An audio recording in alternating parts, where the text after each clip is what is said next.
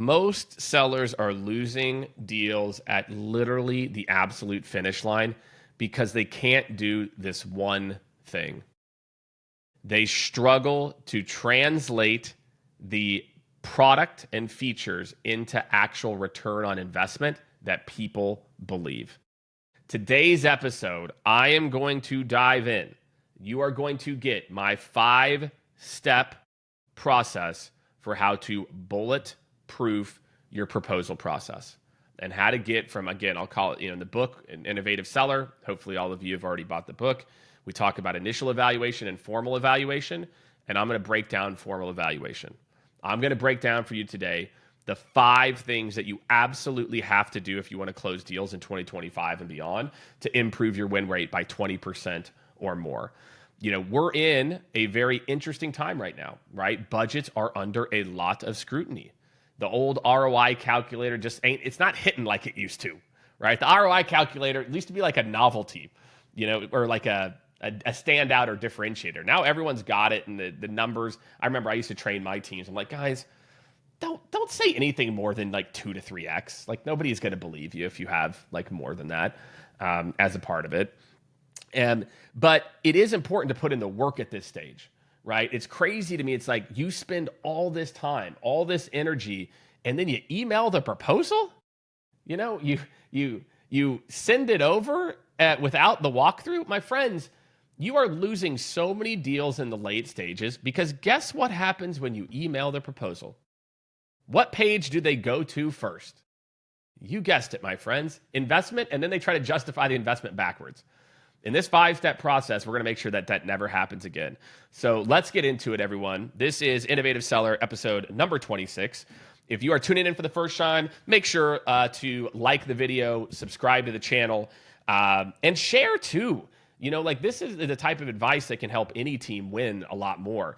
If you have not checked out the book, Innovative Seller, what are you waiting for? USA Today bestseller in all books, not business books. I think I beat like a Taylor Swift book at one point, which was a pat on the back. And also make sure you subscribe to the newsletter as well too. It's all free. We give away so much of this stuff for free. If you're not involved, we've got a community. We've got some other things we're working on as well too, so you can check out the community as well. But I'm excited for this topic. This is something that I talk to teams about a lot. We actually work with a lot of professional sports teams, and this is a big thing that I focus on with them is like, guys, stop talking about the team and start talking about return. If you want a CEO to spend $250,000, $500,000 with you, she or he still has to go to their CFO.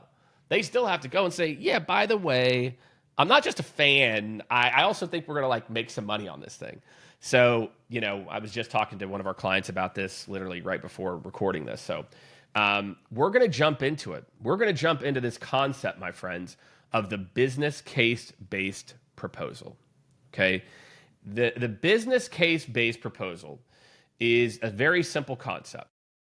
It says we should be basing our proposal around how we help, not the products that we sell. And I think a lot of sellers have it backward. They think it's, hey, we're at the end of the deal. They already know the value that we have. We're good to go. But what they don't realize is, guys, you're losing deals in rooms that you're never in. Let me run that back. You are consistently losing deals because you aren't in the room. And therefore, if you arm your champion with a proposal that's product-led, they're like, this is what we're going to get. It doesn't tell the business case. It doesn't speak to each individual group that you met with. And so with literally, because you didn't want to put in an extra 20 minutes worth of work, you lost a deal again. But never again, okay? Never again are you going to lose the deal. I'm going to walk you through these 5 steps that are going to make sure that, look, sales is a game of percentages. And what I'm going to walk you through, maybe it gets you 10, 15, 20% more likely to close the deal. Nothing is bulletproof. I've still lost deals in this stage. But man, when I cover all these bases, I beat the competition nearly every single time because I'm talking about the business and they're talking about products. I'm showing that I get it. I know their business. I'm here to support them as a partner. They're talking about products and how it's going to have, they're going to complete a project or they're going to do something on time. So without further ado, let's jump into it. To me, this idea of evaluation and partnership is key. I really want you to think about in my, kind of findings here is there are 2 steps in the late stages of a deal. Okay, there's this initial valuation. This is like your second or third group of meetings. It's usually like, okay, you have one meeting with one person. They're like, okay, this is kind of interesting. Then you get a second meeting with other people, and now it could be a second and a third meeting, and now they're like, okay, we're ready to kind of walk through this with you a little bit as well too. In the formal evaluation, this is when we start to get into like the actual proposal. Okay, and we lose deals here because of poor expectation management and the lack of a concrete implementation plan. I'm going to talk about that. That's going to be my number 4 for you guys. Okay, is we're going to talk about the importance of the implementation plan. But basically, what's changed, and I think this is where a lot of people lose deals too, is what's changed between your first few meetings and later stages. Time. That first meeting you had, I don't know, it was 2, 6, 8, 12 weeks ago. Priorities could have changed. New information, new people are involved. And so, by the time we get to these, we need to always be aligning, right? We need to always be doing kind of rediscoveries as a part of this. So what goes into a business case-based proposal? A business case proposal lays out the plan to reach key objectives, addresses expectations, perceptions, and gaps based on their unique needs. That's an important word. And an explanation of how the product will be implemented with a timeline for the plan and people. It says, hey, I get you. I know what the priorities are now. Here's how I help solve for those priorities, right? Not just a bunch of products, but also like the how, the impact they're going to have. And here's how we're going to make sure you're successful. As opposed to like, yep, here's the proposal. It's generic. It's got a bunch of stuff. It's like, here's a bunch of, here's your seat locations if you're in sports sales.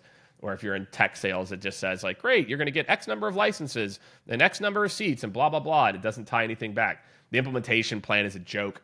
It's like, our implementation team's world class. So this is where we want to live, my friends. And over the next 10 minutes, I'm going to jump in and I'm going to help you to walk through my 5 steps to win most of your deals here. Okay. A lot of times you lose deals here because you're not laying out clear steps. We position our first or second plan as a proposal. This is actually a good pro tip. You should never call your first walkthrough a proposal. We as humans struggle when we hear, sometimes we think that this is your best option. We call it initial outline. So Jake, what we're going to do is basically, I'm going to put together an initial outline that we're going to collaborate around to make sure we got the details before we turn around the proposal. There's a little pro tip for you. And then never, ever, ever email a proposal without a conversation. So here is what I'm going to talk about as like the 5 steps in the process. And I'm probably going to kind of highlight a few of these just a little bit more than others. So the first are the key objectives, right? Here I say recap and realignment. Every proposal. So number 1, if you're looking for my 5, if you aren't 1000% aligned on the pains that you are solving and confirm that those pains are top 2, 3 numerical priorities, you probably aren't going to close that deal. If you are not aligned on the big picture of what they're trying to solve, you're not going to close the deal. Why? Because why would, like if it's a nice to have, this is solving priority number 7, great. But I don't have a lot of budget for that. So that's number 1. You have to say, great. Hey, Jake, from our conversations, here are the top 3 reasons we're partnering. What does that also do? It allows my champion or whoever else to go have an intelligent business conversation with their internal stakeholders. CFO says, Jake, why are we doing this again? I don't have to think about it. It's literally sitting in front of me. And guess what? You only solve for like 3 objectives or 5 objectives anyway. So it's not like it changes dramatically as a part of this. Okay. So as a part of that, that's why you need to have key objectives. So then when Jake gets asked by the CFO, why are we doing this again? Or the department or the CRO, I say, look, here are the 3 things we're trying to solve. Do we all agree that these are the things we need to solve? Great. Now I'm going to show you how these guys are going to help us solve it. Okay. Another thing that I like to call out here is kind of in between is proof cases.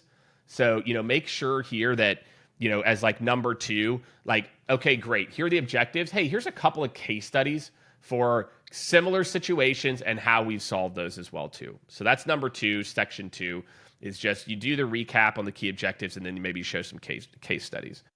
This next one, this plan for partnership, I think is where a lot of people struggle. What they usually do is just list out a bunch of products. That's not how you should do this.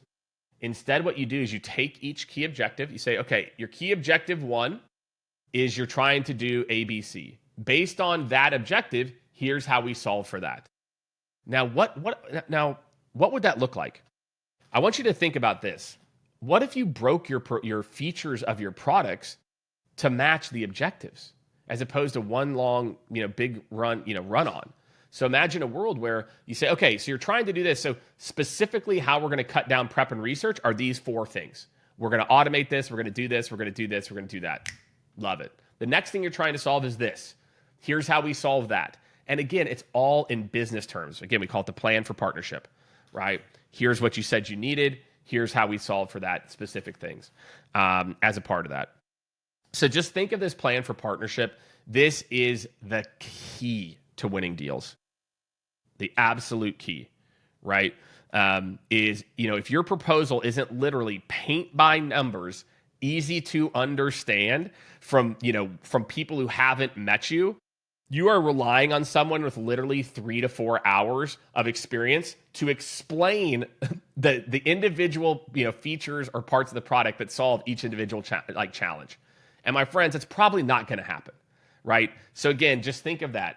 Plan for partnership. You're trying to do this. Here's how we solve that.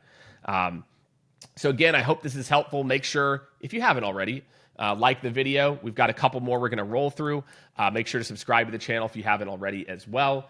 I love doing this show. Talking about what's next in sales is my favorite thing. So as a part of that, if you proof of concept, I'm going to talk about this as kind of a subsection 4. Section 4 I'm going to talk about is the implementation plan. Proof of concept is you got to set it up from the beginning. You got to make sure it's structured. That's why I like the word proof of concept and not pilot. Is proof of concept says, look, man, we're trying to prove a concept or we're not. This isn't a trial. This isn't a proof of concept. If we're not trying to prove a concept that it could work or not, why are we entering into this thing? Trial by nature is kind of I signed up for trial. So proof of concept, shout out. Okay, next but certainly not least. Okay, here's some metrics for you all that go into a good proof of concept as well as a part of this. You're going to talk about the implementation plan. Okay, number 4, right? So number 1, we've got key objectives. Number 2, maybe some case studies. Number 3, the plan for partnership. Here's how we solve each one of your objectives. Number 4 is the implementation plan. Again, it could take the form of a proof of concept. It could not be. Okay, because that silent killer, the silent killer in late stage deals, that meeting that you aren't a part of where everyone looks at each other and you know what they say? Who's going to own this? Are you going to own this, John? Then slowly everyone lowers their head. They're like, oh God, don't make eye contact with me. I don't got time for this, right? And the champion might chime in, but they all agree that it's just too much lift. And they come back to you and they say, we love this, Jake, and we're interested. Can you follow back up in Q1?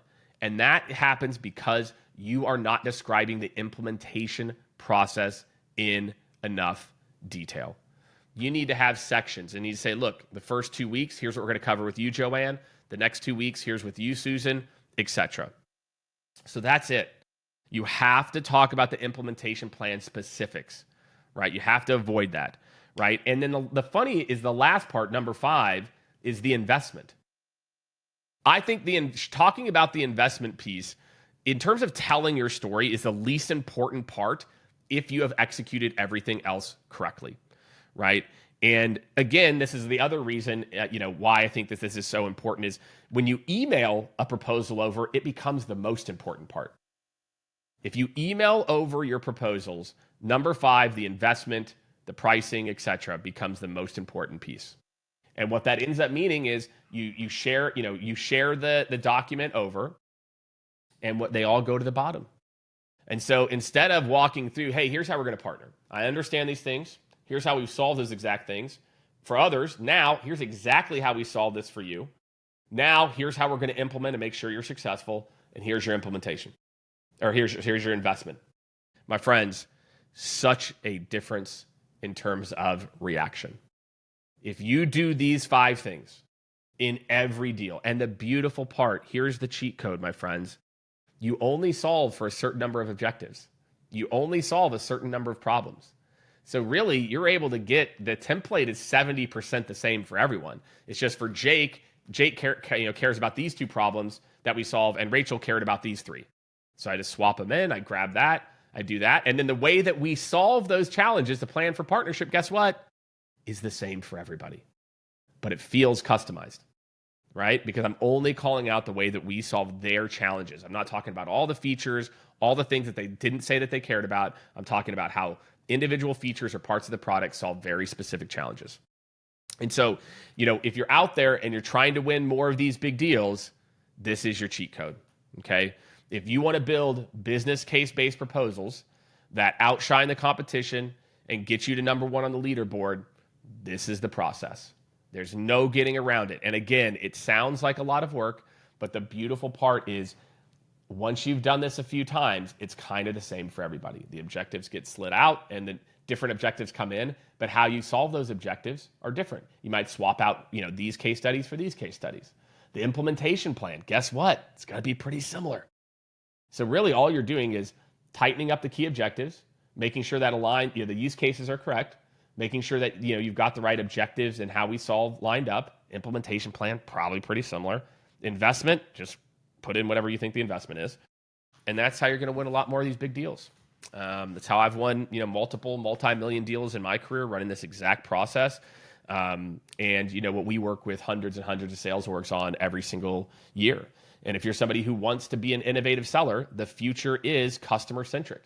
We need to tee things up for our buyers. We need to make it easy for them to buy. We can't just send over a proposal and say good luck, because they're going to take that thing, probably go to ChatGPT and say, why shouldn't we buy? Why should we buy, etc. So that's what I got, everybody. That is episode number 26, Innovative Seller. As usual, again, if you have not bought the book, make sure to buy the book. And I think you'll get a ton of value out of it. Also, if you already have bought the book, subscribe to the newsletter. The newsletter is 100% free. We're dropping value every couple of weeks. We've got 30,000 folks almost on LinkedIn that we run the newsletter through. And last but certainly not least, if you're like, hey, I want to take this to the next level, implement it with my team, or at least level up myself, make sure to join our Innovative Seller resource group. We've got AI classes in there. We've got a lot of details from the books. I think we've got like 50 to 100 videos as well. So go check it out. If you're somebody who's like, there's a lot of communities out there, but the Innovative Seller community, what we're doing this different is this is about where sales is going. We're not talking about just what made people successful before. These are live things that we are implementing for companies at scale right now. And I think this idea of the business case proposal could not be more timely. So thanks again, everybody, for tuning in. I appreciate you, and I will see you on the next episode of Innovative Seller. Thanks, y'all.